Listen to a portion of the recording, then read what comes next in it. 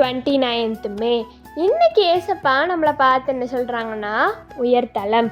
அவர் என் கால்களை மான்களுடைய கால்களை போலாக்கி என்னுடைய உயர்தலங்களில் என்னை நிறுத்துகிறார்னு சங்கீதம் 18:33 சொல்லப்பட்டிருக்கு.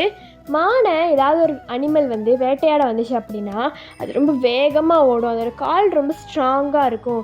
அதே மாதிரி மலைகள்லாம் அது ஏறும்போது ஈஸியாக அதை கிராஸ் பண்ணிடும். அதே மாதிரி தான் ஏசப்பா நம்மளோட கால்களையும் மான்களோட கால் மாதிரி ரொம்ப ஃபாஸ்ட்டாக்கி பிரச்சனை எல்லாத்தையும் ஃபாஸ்ட்டாக கடக்க வைப்பாங்க. அதுக்கப்புறம் ஒரு உயர்வான இடங்களில் ஏசப்பா நம்மளை கொண்டு வச்சு அழகு பார்ப்பாங்க. இனிமேல் நம்மளுக்கு தாழ்மையான இடமே கிடையாது, உயர்வான இடத்துல தான் ஏசப்பா வைப்பாங்க.